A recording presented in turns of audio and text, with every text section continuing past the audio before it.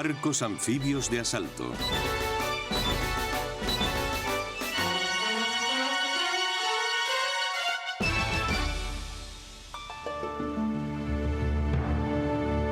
Con sus enormes superestructuras y cascos de silueta panzuda, los barcos anfibios de asalto parecen más cargueros o naves de servicios que poderosos buques de guerra. Pero se cuentan entre los navíos más potentes y sofisticados y cumplen misiones vitales para la estrategia naval de Estados Unidos. Sus orígenes se remontan a la Segunda Guerra Mundial y fueron diseñados para desplegar fuerzas de combate en playas hostiles. Su papel básico se mantiene, pero se ha incrementado con muchos otros, desde servir como hospitales flotantes hasta cubrir operaciones contra terroristas. Navegan en escuadrones llamados grupos anfibios, integrados por varios tipos de buques grandes, como el USS Tarawa, el USS Denver y el USS Mount Vernon, y un conjunto de unidades de desembarco como la barcaza LCU, el vehículo anfibio de asalto y el extraordinario vehículo de colchón de aire, LCAC. Esta familia de naves recibe el apodo colectivo de Marina Caimán. Para lograr el éxito dependen de un tipo de trabajo en equipo único en la guerra naval. Una perfecta organización de fuerzas navales, terrestres y aéreas. El núcleo de esta armada son naves como el Tarawa. Con 237 metros de eslora y 39.000 toneladas de desplazamiento, el Tarawa es casi tan grande como un portaaviones de la Segunda Guerra Mundial. Lleva una dotación de 30 helicópteros, 6 Harrier de ataque y 1.700 marines listos para el combate. Desde sus comienzos como rudimentarias adaptaciones de diseños ya existentes, los barcos anfibios de asalto han evolucionado hasta convertirse en una de las embarcaciones más especializadas de la historia naval. Aunque son incorporaciones relativamente recientes, el tipo de guerra para el que se diseñaron es tan antiguo como el mismo combate.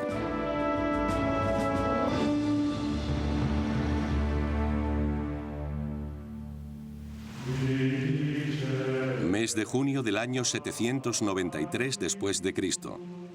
Isla inglesa de Lindisfarne, en la costa de Northumbria. Sede de un gran monasterio, un centro de estudio y contemplación. Pero la tranquila vida solitaria de los monjes está a punto de acabar. El culpable de su destino llegaría por mar, en forma de barcos vikingos. Empleando una técnica de ataque piedra angular de la guerra durante miles de años, estos barcos penetraban en la playa, los hombres saltaban a tierra e invadían la isla destruyéndolo todo a su paso. Un día después habían matado a la mayoría de los monjes de Lindisfarne y se habían apoderado de sus tesoros. Aunque el término todavía no existía, Lindisfarne fue víctima de un asalto anfibio, un ataque terrestre lanzado desde el mar. Pero los comienzos de la guerra anfibia se remontan incluso más atrás. La obra literaria más antigua de la tradición occidental que conocemos es la Ilíada de Homero, la historia de la guerra troyana. En la Ilíada no se habla de una guerra en el mar, sino de un desembarco anfibio de los griegos en Troya. Yo defiendo que la guerra anfibia es anterior a lo que consideramos guerra naval, que sería el ataque de un barco a otro. Quizá menos legendarias, pero no menos importantes, fueron las operaciones anfibias acometidas durante un conflicto muy posterior, la Guerra de Secesión de Estados Unidos. Trabajando en estrecha colaboración, la Marina y el Ejército de la Unión decidieron cortar la Confederación en dos, controlando el río Mississippi y conquistando las principales ciudades a sus orillas. La campaña requeriría de una gran integración de fuerzas terrestres y marítimas, con una relación de trabajo fluida entre el oficial naval al mando de los barcos y el general a cargo del ejército. No había precedentes de cómo lograr esta colaboración.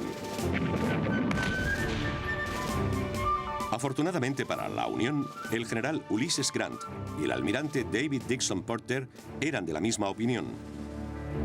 Culminando con el decisivo ataque a Vicksburg en 1863, establecieron un plan que tuvo en cuenta las necesidades de cada servicio. Su inquebrantable cooperación fue vital para el éxito de la campaña del río Mississippi. Fue uno de los orígenes de la cooperación de la Marina y el Ejército de los Estados Unidos como equipo. Grant y Porter tenían lo que nosotros llamamos propósito de unidad. Ambos conocían los objetivos, trabajaron bien juntos y eso les reportó un gran triunfo. Aunque los barcos de vapor habían sido el instrumento del éxito de la Unión en el Mississippi, aún tendrían que desarrollarse las naves especializadas, las tácticas y la estructura de mando que se convertirían en sello distintivo de la moderna guerra anfibia.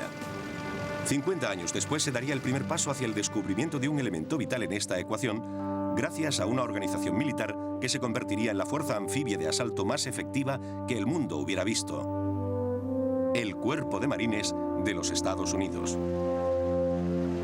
El origen de los marines se remonta al año 1775, con la creación de una unidad destinada a bordo de barcos durante la Guerra de Independencia. Sin embargo, en la Primera Guerra Mundial lucharon como tropas de infantería. Pero la racionalización del gasto militar de posguerra amenazó la propia existencia del cuerpo. Argumentando que el país no necesitaba una segunda fuerza terrestre, los mandos del ejército norteamericano abogaron por incorporar a sus filas a los marines. Estos respondieron como suelen hacerlo cuando se sienten amenazados: atacando. Dirigidos por su comandante, el general John Lejeune, comenzaron a replantearse su función básica.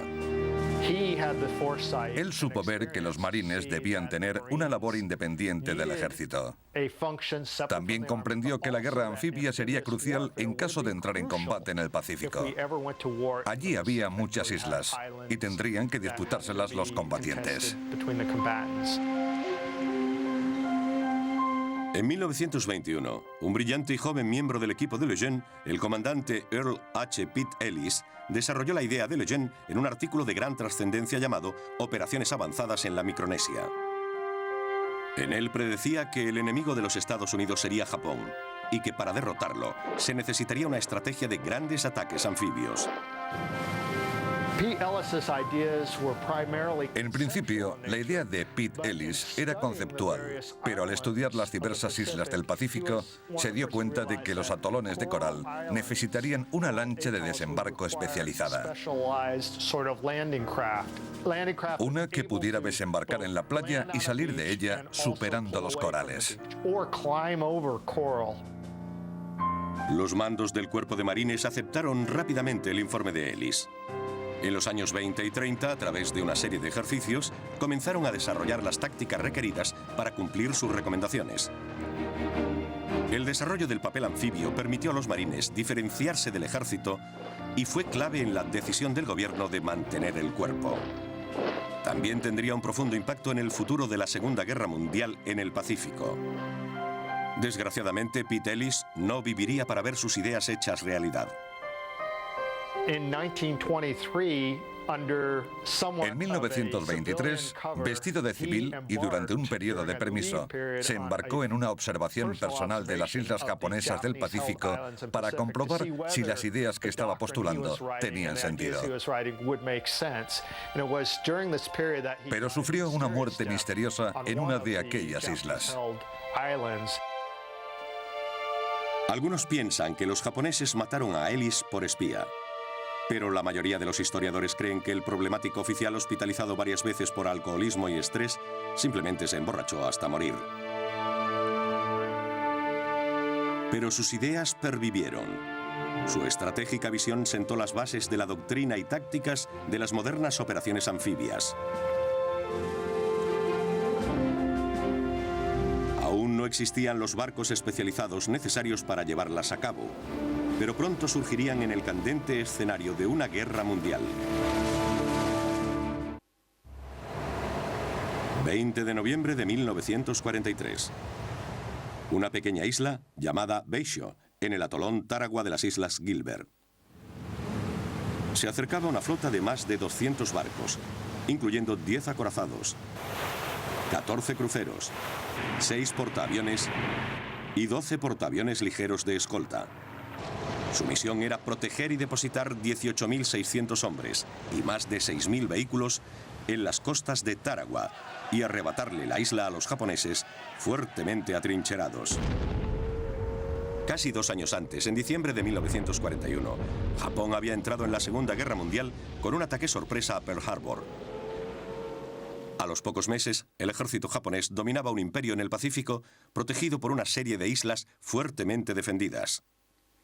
Cuando las fuerzas norteamericanas frenaron el avance japonés en las batallas del Mar del Coral y Midway, el mando estadounidense decidió pasar a la ofensiva.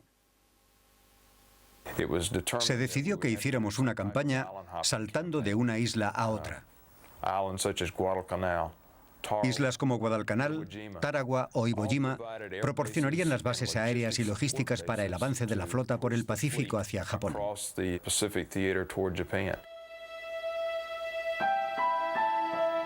Era casi exacta la campaña pronosticada por Peter Ellis 20 años antes. Junto a los transportes de tropas iban barcos que respondían a extraños grupos de iniciales, como LST y LSD. Todas se referían al desembarco e identificaban a los barcos como parte de la Marina Caimán por la criatura que puede vivir en tierra y agua. Era una flota de barcos especializados, diseñados para el asalto anfibio. El LSD era un buque dique de desembarco. Estos barcos de 4.500 toneladas medían 130 metros de eslora, podían alcanzar los 15 nudos e iban equipados con un cañón de 127 milímetros y 12 antiaéreos de 40 milímetros. Pero lo que les hacía únicos era el dique inundable en popa. El dique se inundaba lastrando el extremo del barco. Los vehículos podían ser lanzados o recuperados por el dique de popa. A los marines les supuso una importante ventaja a la hora de protegerlos de los elementos. Ya no tendrían que bajar por las redes hasta las lanchas azotadas por las olas. Podrían subir a ellas dentro del propio barco. El barco se lastraba, la lancha quedaba flotando y también se podían reparar dentro del dique. A pesar de la importancia del LSD, el barco de asalto anfibio que causó mayor impresión en la Segunda Guerra Mundial fue una nave que disfrutó de la capacidad de conquistar la tierra y el mar. Fue llamado LST, o buque tanque de desembarco. Con 90 metros de eslora y 3.700 toneladas de desplazamiento, el extraño barco tenía una gran bodega y cubierta para acomodar 3.100 toneladas de carga. Con planos y maquetas, los especialistas diseñaban la secuencia de carga para que los suministros de combate más necesarios fueran descargados en primer lugar. Pero la característica más importante del LST era su forma de desembarcar la carga en la costa. Usando su bajo calado y grandes rampas de proa, podía llegar a la playa y desplegar 163 hombres o hasta 20 tanques en la zona de combate. En una operación anfibia normal, sin LST, habrían cargado a los hombres y el equipo a varios kilómetros de la playa para llevarlos hasta el lugar elegido, con su coste en tiempo y trabajo. Pero con un LST con la proa abierta y la rampa bajada, todo el personal bajaba a la playa de manera conveniente. Se construyeron más de 1.100 LST y versiones modernas sirvieron en la Marina norteamericana hasta los años 90. Pero las tripulaciones de los LST de la Segunda Guerra Mundial bromeaban sobre sus iniciales. Para ellos significaban objetivo grande y lento. Y tenían su parte de razón, porque los barcos eran lentos comparados con buques de guerra, lo que los hacía vulnerables a ataques aéreos. Pero sin ellos, las grandes campañas anfibias de la Segunda Guerra Mundial no habrían sido posibles. El bombardeo norteamericano de Tarawa comenzó una hora antes del amanecer del 20 de noviembre de 1943 y duró 2 horas y media. 3.000 toneladas de proyectiles redujeron la isla a un paisaje lunar de cráteres. Los marines de la fuerza de asalto esperaban que el bombardeo silenciara las defensas japonesas. Nos dijeron que con el bombardeo, los ataques aéreos y el fuego de artillería podríamos desembarcar con muy pocas bajas. Dañarían pocos vehículos porque no quedaría casi nadie en la isla. Además de los japoneses, Tarawa presentaba otros retos. La isla estaba rodeada de arrecifes con aguas poco profundas. Los comandantes norteamericanos creían que el agua tendría la suficiente profundidad para que sus lanchas de desembarco flotaran. Sin embargo, su conocimiento del comportamiento de la marea era limitado. Para salvar ese problema, la fuerza de desembarco tenía una nueva arma a su disposición: un vehículo anfibio de asalto capaz de flotar o subir por los arrecifes. Era un increíble tractor anfibio llamado LVT, más conocido como Amtrak. Desarrollado por Donald Roblin, el vehículo, originalmente llamado Alligator, estaba diseñado para rescatar a víctimas de huracanes en Florida, aisladas por la crecida del agua. Cuando los marines se enteraron, comenzaron a adaptar la embarcación a sus necesidades. Para soportar los rigores del combate, los remaches de aluminio del original fueron sustituidos por soldaduras de acero. El diseño de las orugas también evolucionó, mejorando la propulsión tanto en agua como en tierra. La potencia se incrementó a 120 caballos, instalando motores radiales, originalmente usados en aviones. Versiones posteriores montaron motores V8 de Cadillac.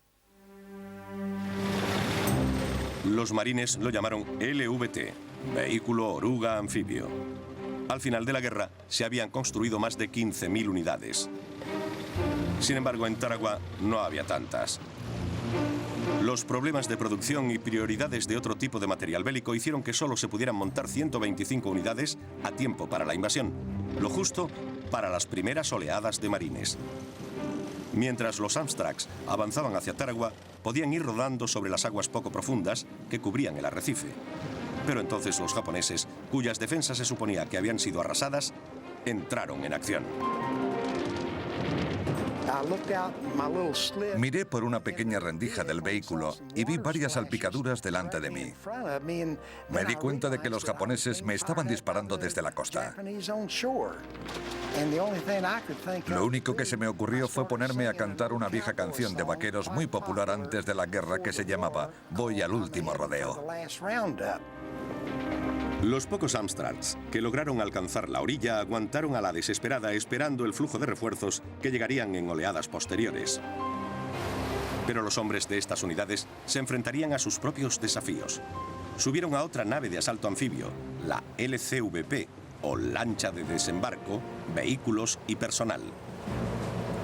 Esta pequeña nave, que podía transportar más de 30 soldados, tenía una rampa en proa para permitir la salida fácil de hombres o vehículos a la playa.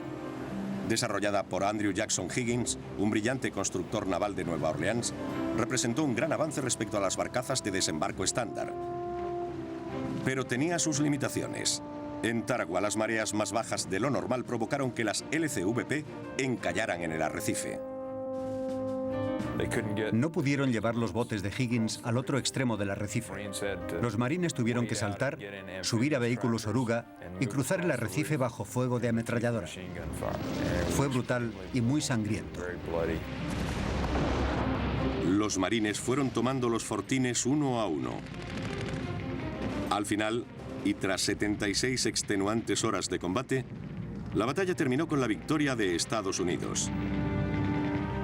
Murieron 999 marines. 2.391 resultaron heridos. Solo 17 de los 4.500 japoneses sobrevivieron para rendirse.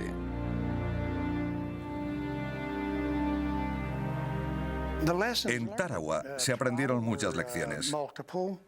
Una de ellas fue que necesitábamos más vehículos de oruga que los asignados a los batallones de LVT debido a la pérdida de Amtraks. También se consideró esencial un conocimiento exacto de las mareas y el terreno proporcionado por pequeños equipos de reconocimiento, así como una mejor comunicación entre los barcos y las fuerzas de desembarco. Aplicando esta y otras lecciones, la Marina norteamericana y sus buques de asalto anfibio barrieron el Pacífico tomando isla tras isla. Las bajas fueron altas y la lucha desesperada, pero ninguno de los desembarcos fracasó.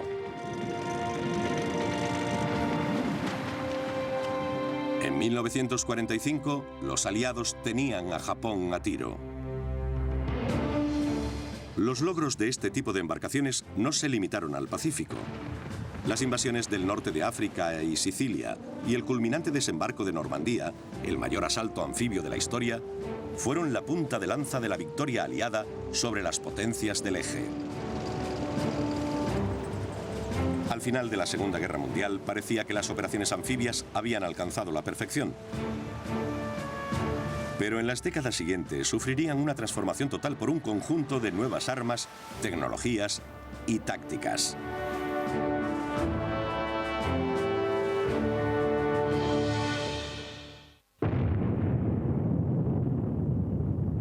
Con el desarrollo de la bomba atómica a mediados de los años 40, muchos estrategas pensaron que los asaltos anfibios en masa eran cosa del pasado.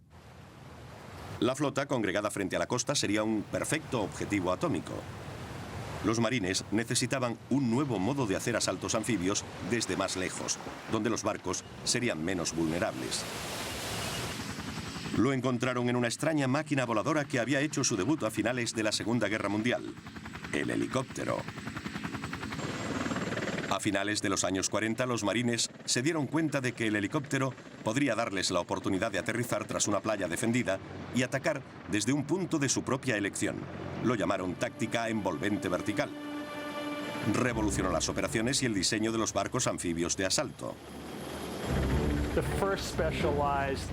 El primer barco especializado desarrollado para este tipo de operaciones fue el Iwo Jima clase LPH. Era un mini portaaviones que transportaba helicópteros en lugar de aviones convencionales. Su misión era reforzar a las embarcaciones especializadas en lanzar lanchas de desembarco, transportando a los soldados a la costa en helicóptero.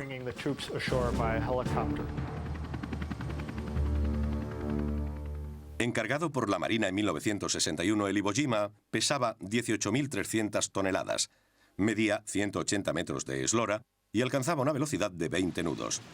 Siguiendo el diseño de los portaaviones de escolta de la Segunda Guerra Mundial, podía transportar un batallón de marines de 1.500 hombres y más de 25 helicópteros. El cuerpo de marines siempre había sido una fuerza combinada. Y siempre habían reconocido que necesitaban elementos de tierra, mar y aire como parte de sus unidades. El helicóptero sería un elemento más bajo ese paraguas. Nos ha permitido tener un mayor alcance territorial, abierto a operaciones anfibias.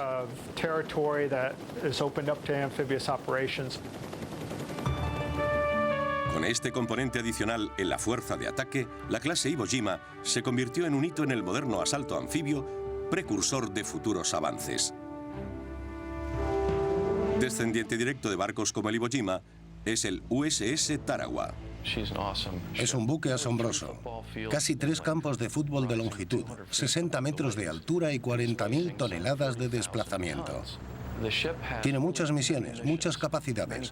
Son 5 o 6 barcos en uno. Los acontecimientos del mundo continúan poniendo de relieve la necesidad de lanzar ataques desde el mar.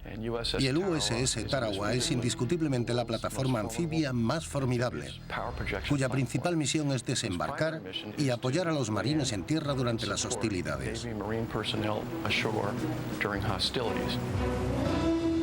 Encargado en mayo de 1976, el Tarawa se benefició de más de una década de experiencia con el Iwo Jima. Él y los buques hermanos de su clase incorporan muchos avances respecto a los antecesores. No contaban con los sofisticados sistemas de mando, control, comunicaciones e inteligencia que tiene el USS Tarawa. Pero tampoco era culpa suya, porque tales sistemas no existían cuando se construyeron esos barcos. Eran una versión de tamaño reducido y no estaban tan cualificados porque les faltaba la facultad anfibia, es decir, la posibilidad de lanzar barcazas desde su interior. Como los LSD de la Segunda Guerra Mundial, el Tarawa cuenta con una cubierta interior inundable. Una zona con 80 metros de largo y 20 de ancho con compuertas que pueden abrirse al mar. Este amplio espacio permite que el barco opere con diferentes tipos de lanchas de desembarco, incluido el avanzado vehículo de colchón de aire.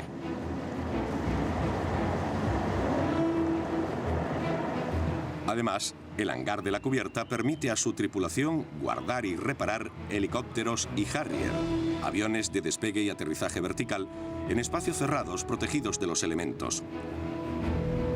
Desde aquí, 2 elevadores gigantes suben el avión a la cubierta de vuelo.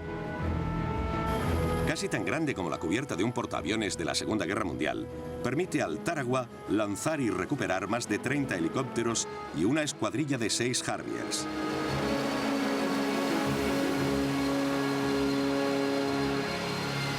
Los barcos de la clase Tarawa son los buques insignia de los grupos anfibios, conocidos por sus siglas inglesas ARG. El grupo anfibio lo integran varios tipos de naves. El elemento central es el portaaeronaves, en este caso el USS Tarawa, y está complementado por otras 2 clases de barcos, el LSD o buque dique y el LPD o plataforma de desembarco. Un LPD como el USS Denver mide 170 metros de eslora, desplaza 17.000 toneladas y transporta a 840 marines. También va equipado con una pequeña cubierta de vuelo con capacidad para 2 helicópteros y una cubierta inundable que puede lanzar y recuperar varias lanchas de desembarco, incluyendo las barcazas LCU y más de 28 vehículos anfibios de asalto, la versión moderna de los Amtracs de la Segunda Guerra Mundial.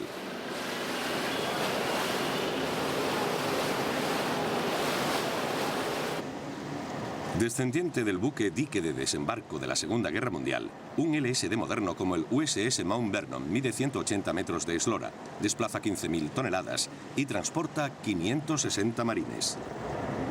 Como el Denver, está equipado con una pequeña cubierta de vuelo, pero está optimizado para transportar hasta 4 vehículos de colchón de aire. Combinado con barcos como el Tarawa, estas y otro tipo de embarcaciones de la Marina forman la familia más sofisticada de barcos anfibios de asalto de la historia. El grupo anfibio es un elemento muy importante de la Marina estadounidense. Estamos desplegados y nos consideramos los servicios de emergencia. Si hay un problema nos llaman y entramos en escena, listos para cumplir la misión que el país requiera. Somos únicos en servicios de estas características. Estamos disponibles cualquier día del año. Normalmente un grupo anfibio parte de su puerto base y está fuera 6 meses para ser relevado en la posición por el siguiente grupo. Una vez en posición, los marines y pilotos forman la primera fuerza de ataque. Soy el comandante de una unidad expedicionaria de marines. Tengo unos 2.200 hombres a mi cargo. Somos una fuerza operativa aeroterrestre a bordo de un grupo anfibio. Dispone de los medios para llevar a los marines a la costa. Todos los pilotos de la aviación de combate son marines. Creemos que eso nos da unas características especiales porque todos los pilotos han pasado 6 meses en una academia y han aprendido a ser el apoyo del mando en tierra. Necesitan operar como cualquier aviador, pero como pilotos del cuerpo de marines saben lo que ocurre con la fuerza terrestre y conocen a la perfección las necesidades del mando. Creemos que eso nos da mucha fuerza. Allá donde vamos, combinamos grupos de tierra y aire y trabajamos juntos, marines con marines en el asalto anfibio. Pero a pesar del entrenamiento y el equipamiento de una unidad de combate, la guerra produce bajas.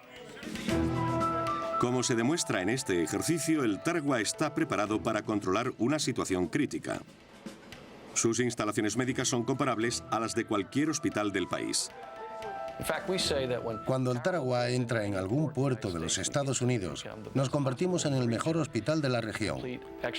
Tiene rayos X, material ortopédico, piscina de hidromasaje, camas especiales para casos de fracturas, 4 quirófanos, 300 camas y 18 de cuidado intensivos.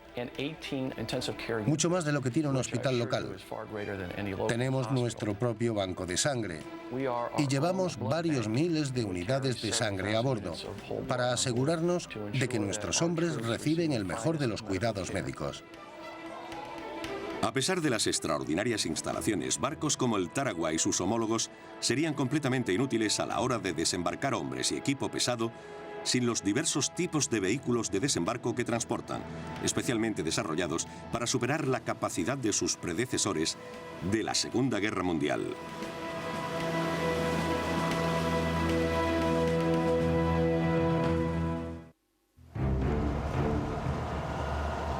Entre la asombrosa variedad de naves de desembarco que viajan a bordo de los buques de asalto están las 3 más avanzadas, fuertes y versátiles. El vehículo de colchón de aire y el de asalto anfibio. Y las barcazas clase LCU, el asilo del grupo. Las barcazas de desembarco son parecidas a las que se ven en películas de la Segunda Guerra Mundial, pero tienen diferencias. Aquellas eran más pequeñas y menos sofisticadas, y solo iban del barco anfibio a la playa.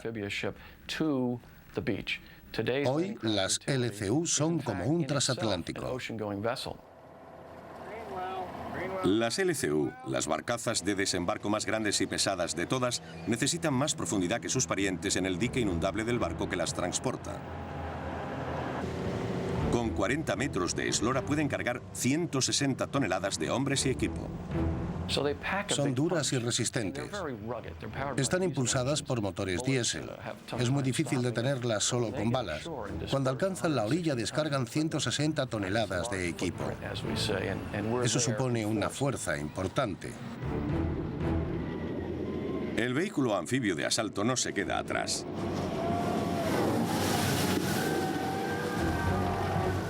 A diferencia de los primeros Amtrak de la Segunda Guerra Mundial, está completamente cerrado, proporcionando a los 21 soldados que transporta gran protección del fuego enemigo. Impulsado por motores turbodiesel, puede alcanzar 7,5 nudos en el agua y más de 50 kilómetros a la hora en tierra.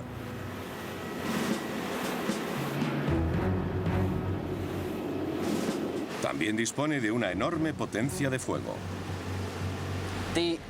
El armamento ofensivo que vemos es la ametralladora de 40 milímetros, montada con una pesada Browning de calibre 50. Hoy en día, solo resultaría inútil frente a un tanque. Puede destruir cualquier otro tipo de objetivo. Sólidamente construido en aluminio ligero con una capa añadida de blindaje, el vehículo anfibio de asalto está dotado de orugas de acero que lo hacen más pesado en el fondo y le proporcionan ventaja cuando es alcanzado por una ola. En caso de vuelco, el vehículo recupera su posición original porque la oruga pesa más que casi todo el interior del vehículo. Una vez que estuviera volcado, la oruga le haría dar la vuelta automáticamente. Todos se marearían, pero se salvarían.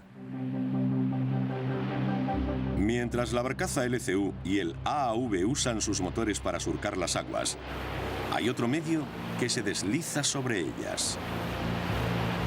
Es el vehículo de colchón de aire, o VCA, llamado Overcraft.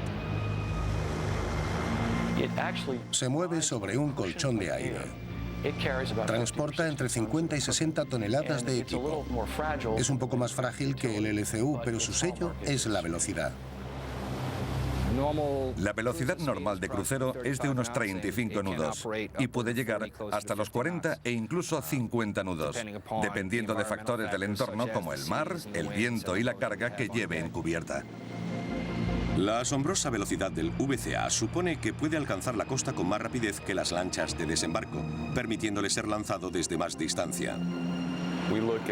Apreciamos su capacidad de superar el horizonte. Eso significa que podríamos empezar el asalto anfibio desde varios kilómetros de distancia. En otras palabras, los barcos estarían más allá del horizonte. El enemigo no sabría dónde estamos. A pesar de su énfasis en la velocidad, el VCA también puede transportar una gran cantidad de equipo y personal. El desplazamiento del VCA es de más de 75 toneladas con sobrecarga, cuando la nominal es de 60. En la cabina hay capacidad para 23 soldados, y dependiendo del tipo de vehículos, las tropas pueden moverse con ellos. Los VCA no están limitados por el terreno en el que desembarcan. A diferencia de los LCU que requieren una playa con pendiente suave, estos pueden superar obstáculos de más de 1 metro de altura. Se desliza sobre cualquier superficie, por lo que puede llegar a cualquier playa del mundo y seguir avanzando. Contamos con una gran ventaja táctica que no existía en años anteriores. También tiene algunas desventajas. No está bien armado. por lo que hay que llevarlo donde no hay enemigos. Los días de Tarawa, en los que se adentraba uno en medio del fuego, han pasado. Ya no operamos así. No planteamos las operaciones a distancia de esa manera. Esperamos que la tecnología nos ayude y los marines somos muy innovadores en ese terreno. Construido mayoritariamente con una aleación de aluminio, el VCA es una maravilla de la ingeniería moderna. Sus motores impulsan ventiladores que crean un colchón de aire bajo el faldón de nylon de la embarcación. Si pensamos en el faldón como si fuese un donut, diríamos que recorre el perímetro exterior del casco. Así se consigue una falda cerrada y continua. En la parte inferior de la bolsa hay respiraderos que orientan el aire bajo la embarcación.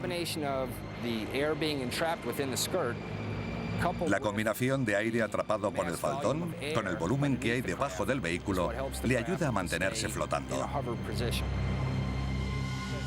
Manejar un VCA requiere un entrenamiento especial. Un hombre emplea 3 controles diferentes.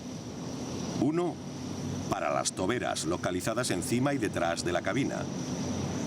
Y 2 para los propulsores independientes. Poner uno en modo avante y otro en invertido ayuda a girarlo. Poner ambos en avante o invertidos ayuda a impulsar la nave hacia adelante o hacia atrás respectivamente. A pesar de la gran capacidad del VCA, es solo una pieza de un complejo asalto anfibio. Operando conjuntamente con destructores como el Benfold y cruceros como el Port Royal para proporcionar apoyo, el barco y las lanchas de desembarco del grupo anfibio pueden acometer una gran variedad de misiones. Pero todas las tareas tienen una cosa en común: el trabajo en equipo. Si no trabajamos como equipo, conocemos las capacidades de otros y respetamos las ideas de otros en el desarrollo de una acción, reduciremos nuestras posibilidades de éxito. Es un tipo de trabajo de equipo que ha demostrado su eficacia una y otra vez en operaciones por todo el mundo. Los barcos, aviones y el personal del moderno grupo anfibio pueden acometer un amplio espectro de misiones. Desde búsquedas y capturas de contrabando en barcos mercantes hasta rescates de pilotos derribados tras las líneas enemigas o evacuaciones de embajadas. Estamos cualificados para unas 26 misiones diferentes. Entrenamos diariamente y actuamos donde nos piden. Una de esas misiones podría llamarse la Aquile Lauro, que consiste en liberar los rehenes a bordo de un barco. Usamos marines y Navy SEALs y una variedad de fuerzas para penetrar subrepticiamente en el barco, coger a los captores y liberar a los rehenes. Este tipo de operaciones requiere práctica y sincronización. Cualquier error de cálculo podría ser la perdición de los SEALs y de las víctimas inocentes. A medida que aumenta el número de misiones de los barcos de asalto, lo hace también la capacitación de los marines que llevan a bordo. El cuerpo de marines es una fuerza expedicionaria. Pueden entrar en un país sin apenas medios ni infraestructura y operar. Nosotros llevamos lo que se necesita. Podemos trabajar en entornos muy hostiles. Si vamos en misión humanitaria, podemos autoabastecernos sin provocar ningún impacto en la sociedad, hacer lo necesario para ayudarles y marcharnos. También están entrenados para operar durante conflictos locales como los disturbios civiles que azotaron Haití en 1995. Pero su principal misión sigue siendo desembarcar marines para tomar un objetivo en la costa. El propósito del grupo anfibio es tomar territorios. Puede ser una cabeza de playa, un puerto o un aeropuerto, porque nuestra misión es abrir el camino a otras fuerzas que vienen detrás, aumentando de esta forma nuestra influencia en la zona. Las regiones del mundo asignadas a los grupos anfibios se llaman litorales, zonas que comprenden 900 kilómetros desde la costa.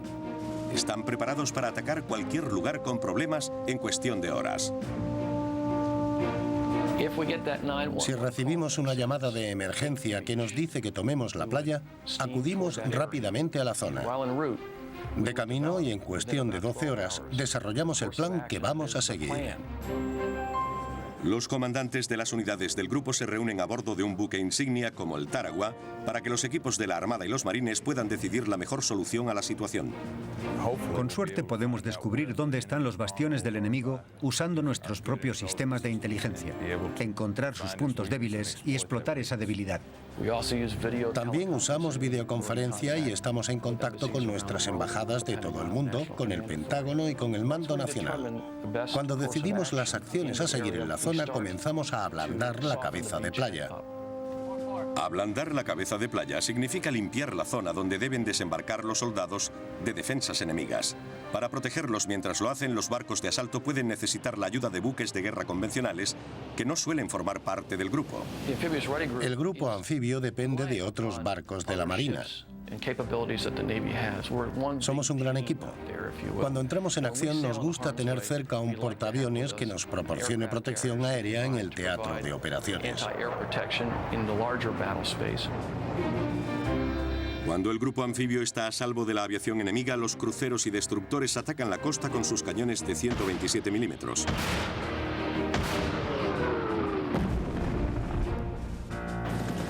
Se lanzan Harrier y helicópteros de ataque para proporcionar mayor potencia de fuego y cubrir a los soldados cuando llegan a la costa. Entonces se despliegan helicópteros de transporte de tropas para acometer un cerco vertical de la zona. En todas estas operaciones, la velocidad es esencial. La velocidad es vital para el éxito de una operación anfibia. La logramos usando lanchas de desembarco y aviones. Desplegar vehículos y personal en la costa en la cantidad adecuada y en el momento justo son dos ventajas que debemos explotar. Cuando el mando de la operación determina que la cabeza de playa está limpia, salen las lanchas de los barcos nodriza.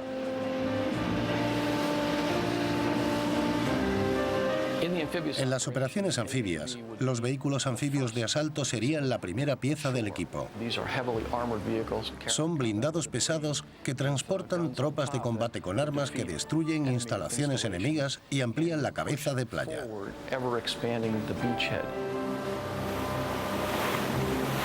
Después de los vehículos anfibios están los VCA y los LCU, que transportan hombres, tanques y el equipo pesado necesario para asegurar la zona. Durante esta fase de la operación, el mando pasa de la Armada a los Marines.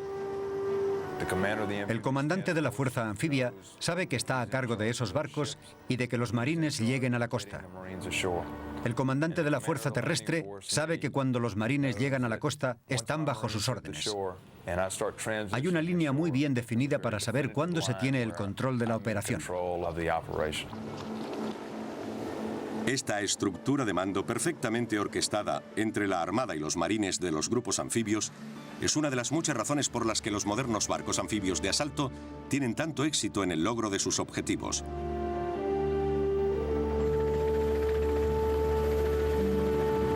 Con esta capacidad sin precedentes de poner tropas y material en casi cualquier zona costera del mundo, los grupos anfibios de la Marina de Estados Unidos forman una potente fuerza de combate sin parangón. El grupo anfibio es una fuerza de intervención única. No estamos limitados por restricciones territoriales. Tenemos libertad de movimientos y somos territorio soberano de los Estados Unidos en alta mar. Los conflictos regionales continúan en el mundo posterior a la Guerra Fría, por lo que los barcos anfibios de asalto, con su capacidad terrestre, marítima y aérea, siguen siendo un elemento esencial de la Marina de los Estados Unidos.